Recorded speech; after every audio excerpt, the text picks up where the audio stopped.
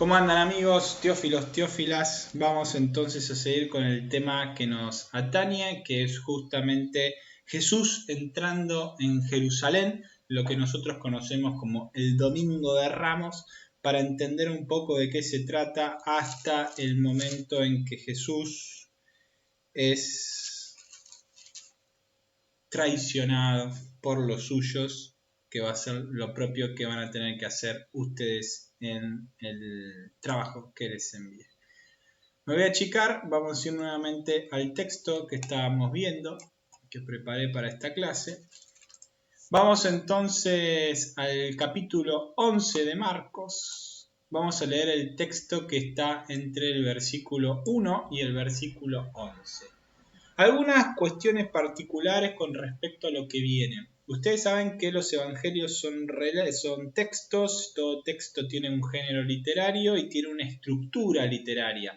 Nosotros estamos acostumbrados a separar por capítulos, estamos acostumbrados a separar por unidades, por subtemas, con algunos subtítulos, y así sucesivamente le vamos dando una estructura al texto. Los judíos tenían claramente sus formas de estructurar un texto, pero no lo hacían de la manera en que lo hacemos nosotros, con títulos. De hecho, si uno agarra los textos, las copias de los textos originales, posiblemente va a haber líneas rectas, largas, escritas todas a lo largo, en conjunto, sin separación incluso entre las letras o las palabras. Y si las encuentra, no va a tener ningún tipo de división. De hecho, los capítulos y los versículos no están en los textos más cercanos a los originales, sino que son una intervención posterior que permite de alguna manera ubicarnos. De hecho, los títulos no son los mismos en todas las escrituras o en todas las versiones de la Biblia, porque depende de quién, del equipo traductor y del editor de la versión bíblica que estemos leyendo. Pero en principio lo importante es sepan que ellos tenían, los judíos, una estructura para ordenarse, distintos tipos de estructura. La que vamos a ver es la que se conoce como estructura de sándwich, parece medio simpático, pero en el fondo lo que nos está queriendo decir es que ponen un tema A, ponen un tema B, ponen un tema A de vuelta, ponen un tema B y ponen un tema A. ¿Qué es lo que estará como en un sándwich, como si tuviera doble porción de carne? Tendremos un primer relato que nos va a hablar del templo, un segundo relato que nos va a hablar de la higuera, un tercer relato que nos va a volver a hablar del templo, un cuarto relato que nos va a volver a hablar de una higuera y un quinto relato que nos va a volver a hablar del templo de Jerusalén. Esa es la estructura. Entonces, los relatos de la higuera quedan iluminados por los relatos del templo, y el relato del templo queda de alguna manera iluminado también por el relato de la higuera. Son relatos interconectados, son una misma unidad literaria en general. Si bien cada texto tiene sentido en sí mismo, hay que mirarlo como si fuera un conjunto o un capítulo, si uno quisiera, de una novela. Entonces Marcos capítulo 11, versículo del 1 al 11, va a ser la primera T, es decir, la primera referencia al templo. Va a decir que Jesús entra en Jerusalén, entra victorioso, de hecho entra en un animal, este animal lo va llevando por medio de la gente, que va poniendo distintos elementos. Lo que tiene son las clases populares, la clase pobre, la que le va preparando el camino a Jesús, ¿no? Si al rey se le pone una especie de alfombra roja, se le hace todo un protocolo, piénsenlo así. A Jesús se le estaba poniendo como un rey hojas de palma, lo que tenían ahí a la mano la gente que lo estaba recibiendo. ¿Qué le grita a la gente? Entre otras cosas, Hosana, ¿no? Que significa el Señor salva. Este tetragrama IHWH hace referencia al nombre divino, que los judíos por entonces no lo decían. De hecho, utilizaban a veces Adonai como el Señor, o dejaban simplemente el tetragrama, ¿no? Como intentando salvaguardar la trascendencia de Dios. Dios es tan trascendente, tan divino, tan santo, que por más que nos haya revelado su nombre, se lo había revelado a Moisés en la zarza ardiente, en el libro del Éxodo, no acostumbraban a nombrarlo por respeto a esta trascendencia divina y a evitar caer en un antropomorfismo de este Dios. Cuando termina Jesús de pasar dentro de la gente, termina en el templo, el lugar religioso por excelencia de Jerusalén. De hecho, la tradición nos decía que en el templo, ya en el momento de Jesús no, había estado el Arca de la Alianza. En el Arca de la Alianza estaban las tablas de la ley y había otras cuestiones más muy llamativas, muy importantes para la tradición de Israel.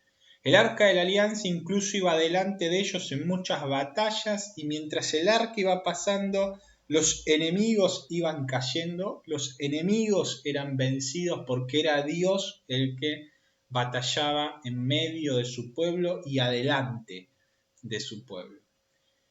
Para el momento de Jesús el arca no estaba, pero era símbolo y lugar de la presencia de Dios, y de hecho en el tiempo de Jesús, como les dije en el video anterior, los judíos tenían que ir a hacer el sacrificio del cordero pascual al templo de Jerusalén. Todos los judíos tenían que ir al templo de Jerusalén a celebrar el rito, a matar al cordero a la hora correspondiente, a la hora nona, a las 3 de la tarde, y por eso Jesús será el Cordero de Dios que quita el pecado del mundo, que muere a las 3 de la tarde. No lo hace en el templo, sino en las afueras de la ciudad, pero en el mismo horario, lo que nos quiere mostrar el texto que Jesús cumple su misión como Cordero expiatorio de los pecados de la humanidad. Jesús entra en el templo. El segundo de los relatos, el que tiene que ver con esta H, con la primera de las dos H's, se va a dar en Marcos capítulo 11, versículo 12 al versículo 14. Jesús tiene hambre, sale de Betania, que es casa del pobre o casa de los pobres, que estaba cerca de Jericó. Sale, que estaba cerca de Jerusalén, va hacia Jerusalén, y en el camino se encuentra con una higuera que no tenía ningún fruto. Jesús tenía hambre, quiere comer de esa higuera, pero la cuestión es que la higuera no tenía frutos. Y en realidad estaba bien que la higuera no tuviera frutos, porque si uno se pone a pensar, la Pascua es en primavera y posiblemente la higuera a la que esté haciendo referencia el texto, por unas cuestiones de la propia tierra o de la agricultura de la zona, dan frutos en el verano. Y la primavera, la Pascua es en primavera, si uno lo mira desde el otro hemisferio y desde el hemisferio norte, y por lo tanto no era tiempo que dé fruto. Pero por lo tanto o Jesús se había vuelto loco, o realmente el texto nos quiere decir algo más, con un simbolismo de quiénes eran esa higuera que no daba fruto o que no estaba dando fruto al tiempo oportuno.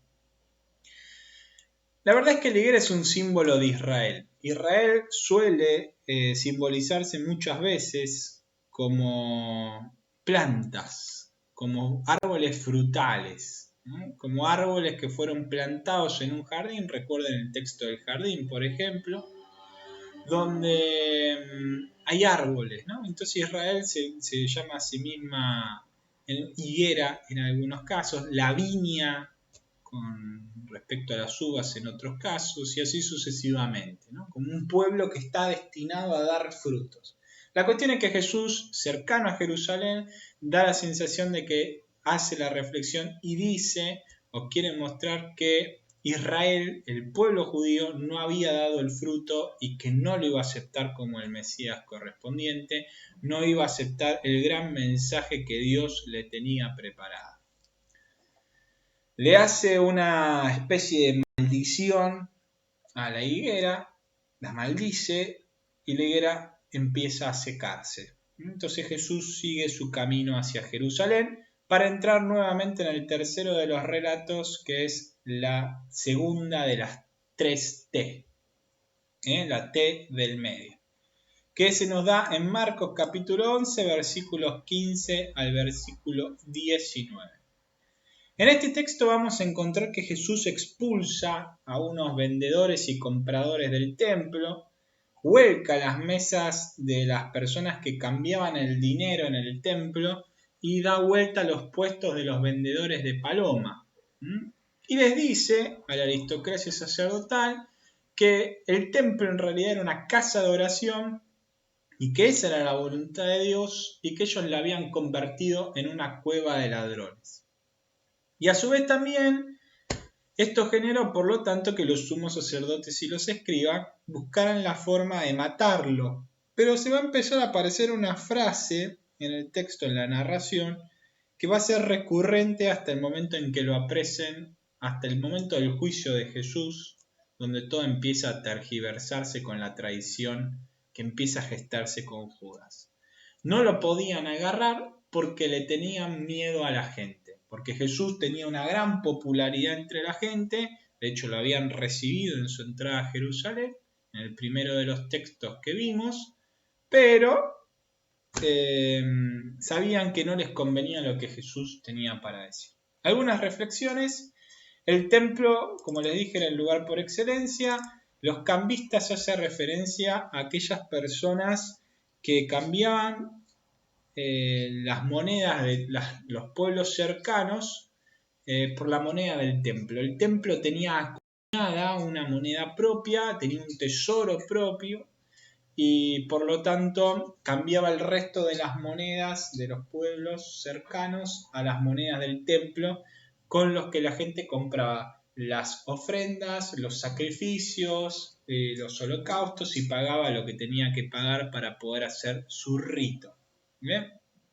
Cumplía con todos los impuestos correspondientes y demás. ¿Por qué vendedores de palomas? Porque claramente las palomas eran las ofrendas que daban los pobres. Los pobres no tenían la oportunidad de ver un cordero, un cabrito, porque lo comerían o lo tendrían para producir algún tipo de leche o para producir quesos o lo que fuera. Los que ofrecían palomas eran realmente los más pobres. Entonces Jesús dice en algún punto que el templo, que era una casa de oración, lugar de encuentro con Dios, lugar donde se debería respetar por excelencia la voluntad de Dios, sobre todo con los más pobres, terminaban haciendo una especie de negociado. Se había idolatrado tanto el templo, habían surgido tantos ritos en torno al templo, que parece como que el templo mismo se había convertido en algo divino. Y eso divino se había convertido en una gran máquina de dinero, de generar riqueza y de generar poder. Jesús le dice que el templo tiene que ser lugar de encuentro con Dios y donde la gente se encuentra con Dios, eso del dinero, la idolatría y demás no pasa. Pero los sumos sacerdotes y escribas que sí estaban a favor de esa estructura, querían matar. ¿Alguna cuestión antes de seguir? Los sumos sacerdotes y los escribas en los textos van a aparecer como los peores personajes del mundo, como los más siniestros, porque justamente los oponen a la bondad de Jesús. La historia nos dirá, o la arqueología y la historia nos ayudará a entender realmente si esto era así. Pero en la narración van a aparecer como los enemigos máximos de Jesús, como los que no entienden absolutamente nada, hacían todo mal, idólatras, buscaban el dinero por sobre todas las cosas y demás. Jesús zafa de alguna manera de que lo agarren los sumos sacerdotes y los escribas por miedo a la gente. Y sigue el cuarto de los relatos de estos 5 relatos, que es el relato de la segunda H, de la segunda higuera. Jesús vuelve a Betania, ahí vuelve a salir para Jerusalén y se encuentra con la higuera seca que él había maldecido. ¿eh? En el fondo este texto tiene que ver con la oración y la fe en Dios. O sea, versus la idolatría del templo, un lugar que tendría que haber sido un lugar de oración, un lugar de encuentro con Dios. Jesús de alguna manera les enseña a los discípulos, a los cercanos, a los 12, que la oración es una oración realmente con fe, que no importa más bien dónde se haga, sino que el que tiene fe es capaz de mover montañas. Entonces funciona como un interconector frente a la negligencia, frente a la cerrazón de Israel, de ese templo de rezarle a Dios como corresponde, de orarle a Dios. Jesús les enseña a orar a los suyos, pero tampoco terminaron mucho de entender, ¿no? Si los sumos sacerdotes y los escribas en la narración aparecen como los peores, los enemigos máximos, los discípulos, los 12, aparecen como los más, los que menos entienden de lo que Jesús le dice. Entendía más el ciego al costado del camino de Jericó que los propios 12 que habían visto la gloria en la transfiguración. Por lo menos 3 de ellos habían visto esa transfiguración y no terminaban de entender. El último de estos relatos, de estos 5 relatos, Jesús vuelve a entrar al templo y suceden una serie de cuestiones largas. Sumos sacerdotes, escribas, ancianos, estos enemigos en el texto de Jesús, se acercan para preguntarle con qué autoridad hacía todo lo que hacía y por qué había roto todo en el templo. Y Jesús, de forma muy astuta, les pregunta por qué habían matado a Juan el Bautista. Entonces ellos vuelven a especular. Si le decimos que creíamos que Juan el Bautista venía de Dios, entonces va a decirnos por qué mataron a alguien que venía de Dios. Pero si le decimos que no era alguien de Dios, entonces la gente va a saltar en contra nuestra y a favor de Jesús y no lo vamos a poder apresar ni matar. Entonces le decimos que no lo sabemos y Jesús le termina diciendo: yo tampoco le voy a decir de dónde viene mi autoridad.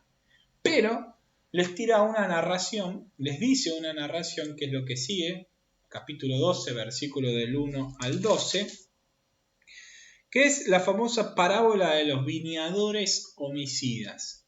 La viña, Israel nuevamente, como la higuera en el texto anterior, nos cuenta que hay una persona que pone una viña, en esta viña que es Israel, en el simbolismo, empieza a dar fruto, el dueño de la viña se va, deja a algunos trabajando, después manda un par de personas a buscar los frutos, los que estaban trabajando en la viña los matan, y así sucesivamente una serie de veces hasta que el dueño dice: bueno, voy a enviar a mi hijo y a mi hijo no lo van a matar porque es el heredero, el que tiene el poder y demás. Bueno, lo terminan matando igual.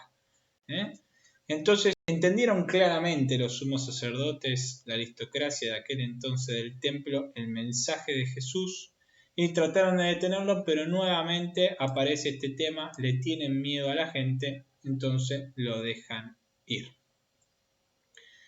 A continuación, Jesús sigue en ese templo de Jerusalén, ya casi hasta el final de lo que veremos va a estar en el templo, y aparecen 3 escenas distintas con 3 grupos de personas que lo vienen a encarar para intentarle hacerlo tropezar con alguna piedra o un palito, podríamos decirlo así, en alguna de sus respuestas. El primero de los grupos son los fariseos y los herodianos, un grupo religioso y grupo político,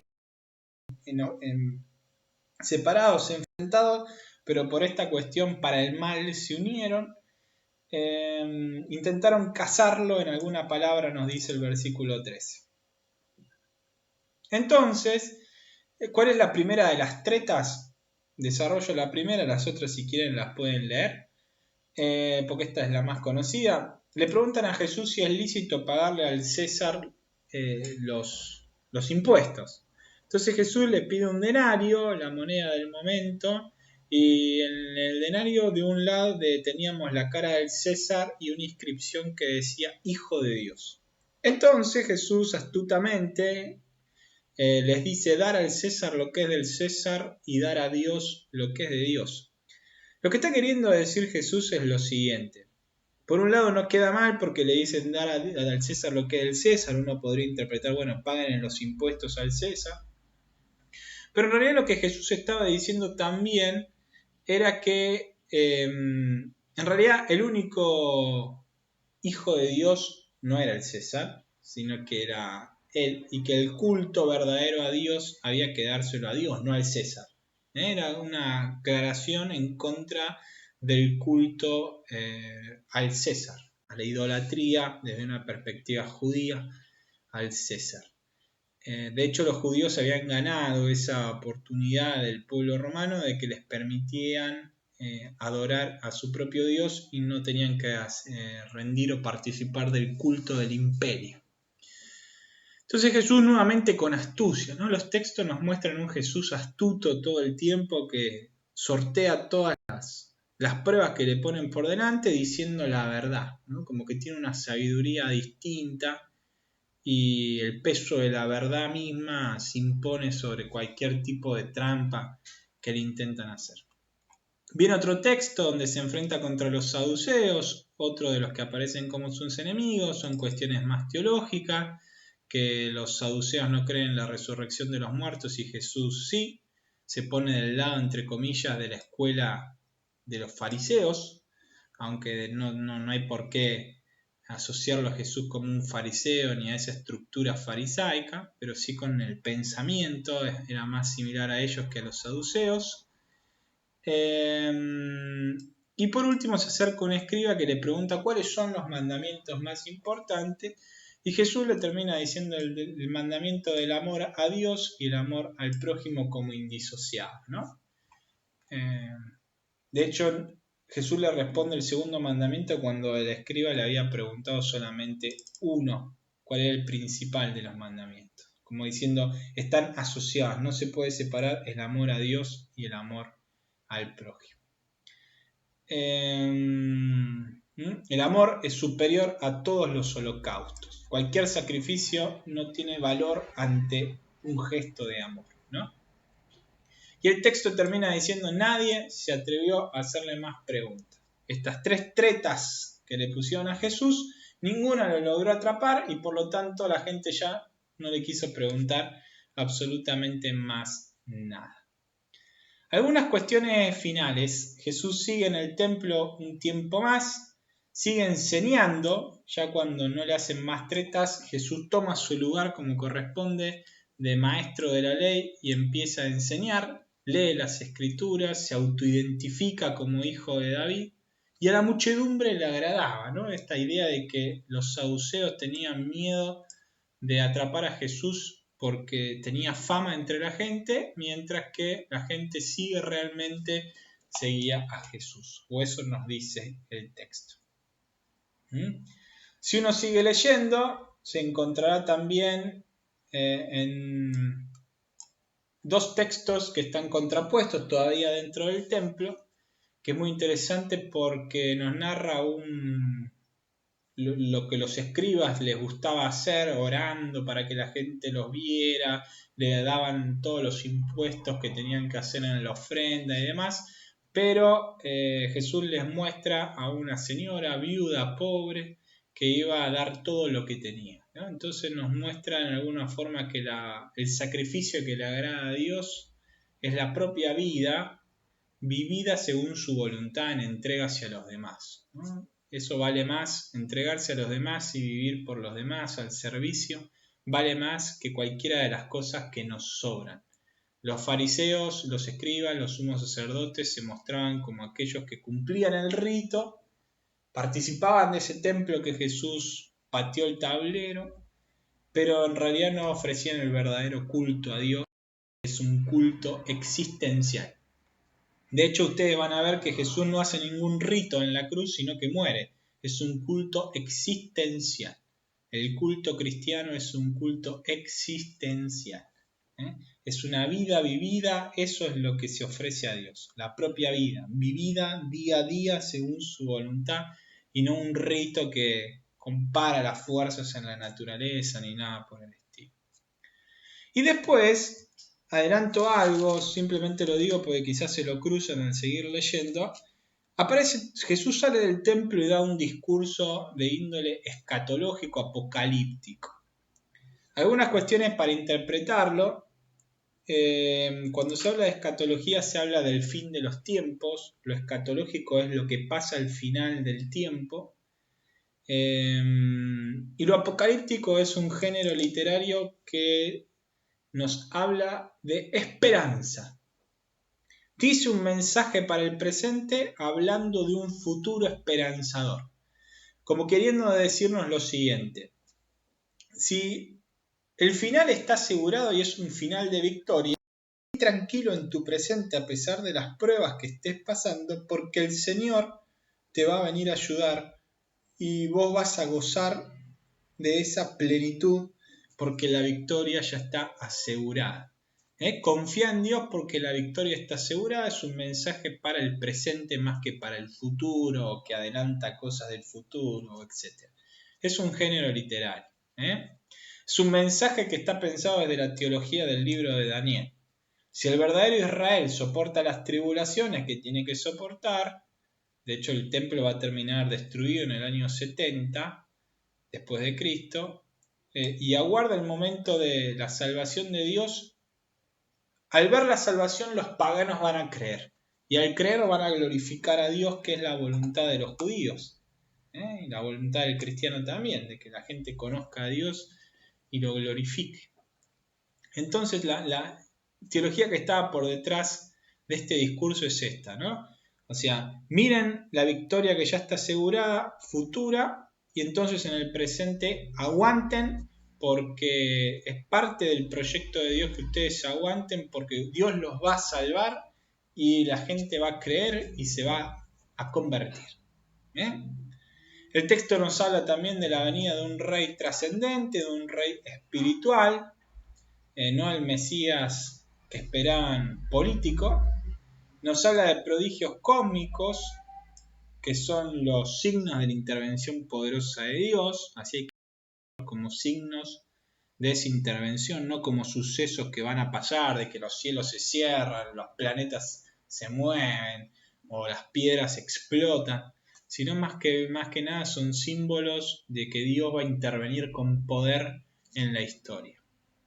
En Marcos, los sucesos cósmicos no traen el fin del mundo, o sea, lo apocalíptico en este caso no es el fin del mundo, lo que sí va a ser en Mateo. Si uno lee Mateo, en este texto va a ser el fin del mundo, mientras que en Marcos no. Por lo tanto, hay que pensar si en realidad con la resurrección de Jesús no empieza este tiempo escatológico. De hecho, bueno, quédense con eso. Y la última, así termina este texto escatológico apocalíptico, este texto de revelación. Acuérdense que apocalipsis significa revelación del misterio, revelación. Es un texto que termina invitándonos a estar vigilantes. Miren, las cosas van a seguir pasando, cosas malas van a seguir pasando, dice Jesús, como adelantándose a lo que iba a venir después de su muerte, con todas las persecuciones, pero ustedes permanezcan firmes, sean vigilantes a mis enseñanzas, y de esta forma Dios va a intervenir en la historia y los va a seguir liberando. No tengan miedo, sigan de hecho creyendo a pesar de lo que vayan a vivir. Y así termina el texto que les quería proponer, porque empieza ya así los últimos 2 días de Jesús antes de morir o ser asesinado en una cruz. Recomendación entonces, vuelvan a leer estos textos, vuelvan a ver el video para ver las ideas principales y de estas ideas qué nos quieren o qué nos adelantan del gran mensaje que nos va a dar los textos que ustedes tienen para leer. Tener que leer Marcos capítulo 14 hasta el capítulo 15, versículo 47. Recomendación, lean primero el texto, léanse primero dos capítulos, capítulo 14 y capítulo 15 enteros, y después pónganse entonces a leer la bibliografía que les dejé en el campus para empezar a responder el cuestionario. Tienen 2 semanas por una cuestión lógica de que el jueves que viene no hay clase y por lo tanto tienen 15 días para resolver la cuestión. Espero que entonces puedan de esta manera vivir una mejor Pascua, una Pascua que nos va a agarrar en casa, en cuarentena, y aprovechémosla para, aunque sea por primera vez, si no lo hicieron antes, a vivir este misterio desde otro lugar. Así que con un poco más de entendimiento de lo que celebra todo el cristianismo. Así que bueno, les deseo una buena Pascua y nos vemos entonces después de la resurrección de Jesús.